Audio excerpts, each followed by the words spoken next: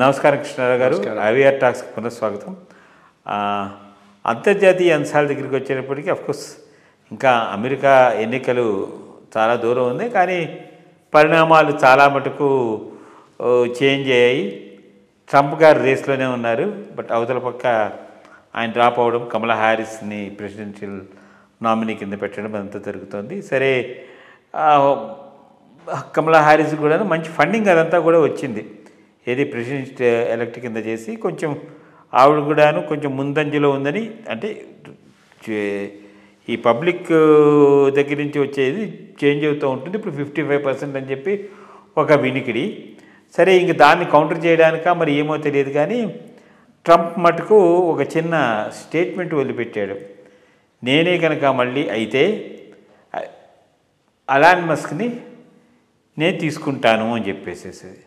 So దానికి మళ్ళీ Elon Musk కూడాను పాజిటివ్గా రిప్లై ఇస్తూ, నేను ఎక్స్పెన్సెస్ దానికి దీనికి కావండి, మనకంతా కరెక్ట్గా ఉండేటట్టు ఎకానమీ ముందుకు వెళ్ళడానికి ట్రై చేస్తామని చెప్పి. సో ఇట్లాంటివి ప్రపోజల్స్ రావడం వలన ఆయనకి వచ్చే ఛాన్సెస్ పెరుగుతాయా అనే విషయం మీద ఒక చిన్న వివరణ ఇవ్వాల్సిందిగా కోరుతున్నాను. ఒకటి, లాబీయింగ్, ఫండింగ్, ఎలక్షన్స్, ఫేవర్స్ అమెరికాలో జరిగినట్టు ఇంకెక్కడ సార్. సో దాంట్లో అబ్నార్మాలిటీ లేదు, నార్మల్ థింక్. ప్రెసిడెన్షియల్ క్యాండిడేట్ ఎవరైతే వాడికి ఫండింగ్ చేయటం, వాటితో పాటు తిరగడం, క్యాన్వాస్ చేయటం, వాళ్ళు ఎలక్ట్ అయిన తర్వాత ఫేవర్స్ రిటర్న్ తీసుకోవటం, both in terms of companies, orders, ఇంటర్నేషనల్గా ఆర్డర్స్ తెచ్చుకోవటంలో వాళ్ళ హెల్ప్ తీసుకోవటం, ఇది అనేటటువంటిది అమెరికాలో చాలా చాలా కామన్గా, నార్మల్గా జరుగుతుంది. లాబీయింగ్ చాలా చాలా ఇంపార్టెంట్. అక్కడ గవర్నమెంట్ లాబీయింగ్ చాలా హై లెవెల్లో నడుస్తూ ఉంటుంది.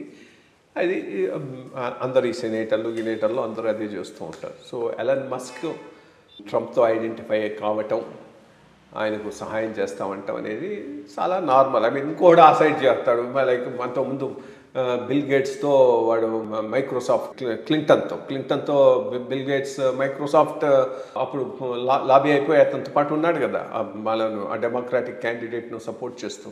సో ఈ రకంగా big business, politics, lobbying is very very common. So అది ఎలన్ మస్క్ డిసైడ్ చేసుకున్నాడు ఇతనితో పాటు ఉందామని. So that's a thing. అన్ని social media platforms, newspapers అంతా కూడా అక్కడ పార్టీసానే, అక్కడ కూడా ఏం పెద్ద ఇది లేదు. అది ఒకటి. రెండోది, ఎవరు గెలుస్తారనేది ఇప్పుడు ఎవరూ చెప్పలేము. ఇన్ఫ్యాక్ట్ మన వాడు ఈ లేటెస్ట్ ఎకానమిస్ట్లో వాడు రాసినట్టు it's only flip of the coin.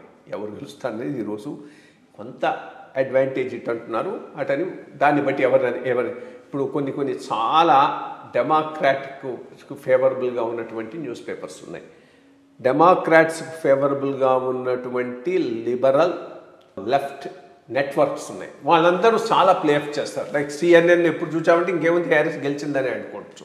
అట్లాగే అప్పుడు హిల్లరీ క్లింటన్ గెలిచిందనే వాడు ఆల్మోస్ట్ ఆల్ డిక్లేర్ చేసే స్టేజ్కి తీసుకుపోయినాడు. నేను అనుకోవటం ట్రంప్ కొన్ని అడ్వాంటేజెస్ ఉన్నాయి, అవి అంత సులభంగా తీసేయాల్సిన అడ్వాంటేజెస్ కాదు. ఫస్ట్ థింగ్, ఇమిగ్రేషన్ మీద స్ట్రాంగ్ స్టాండ్ తీసుకున్నాడు.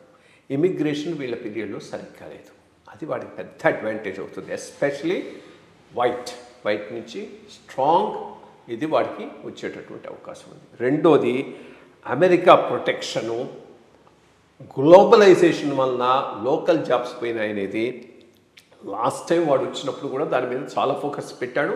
అందుకనే ఆ స్టేట్స్లో వాడు బాగా విన్ అయినాడు. విన్ అయిన తర్వాత ప్రోగ్రెస్ కూడా చూపెట్టాడు. ఇప్పుడు ఆ చైనా నుంచి వచ్చే గూడ్స్ వాటి మీద ట్రెమెండస్ టారిఫ్స్ పెంచేసి లోకల్ ఎకానమీ బాగా గ్రో అయింది. వాడి పీరియడ్లో ట్రెమెండస్ గ్రోత్ ఉండింది. లాస్ట్ ఎలక్షన్స్లో ఆల్మోస్ట్ ఆల్ వచ్చి ఉండేవాడు, కోవిడ్ వలన పోయినాడు అంతే. కోవిడ్ వల్ల పోవటమే కానీ అదర్వైజ్ పోలేదు. సో వాడి ట్రాక్ రికార్డ్ 4 years కూడా చాలా బాగుండింది. సో ఇన్ని అడ్వాంటేజెస్ ఉన్నప్పుడు, ఇవన్నీ సాలిడ్ గ్రౌండ్ లెవెల్ అడ్వాంటేజెస్, వీళ్ళు క్రియేట్ చేసే హైప్ వల్ల పోతాడని అయితే నేను అనుకోవట్లేదు. యాజ్ ఆన్ డేట్ అడ్వాంటేజ్ ట్రంప్కే ఉందని నేను అనుకుంటున్నాను. ఈ ఒపీనియన్ పోల్స్ ఇవి రెస్పెక్టివ్ ఆఫ్ దట్ ఏదైనా చూద్దాం. అట్లా అఫ్కోర్స్ ఇది ఏ ఎలక్షన్ కూడా చివరిదాకా ఏమీ చెప్పలేము.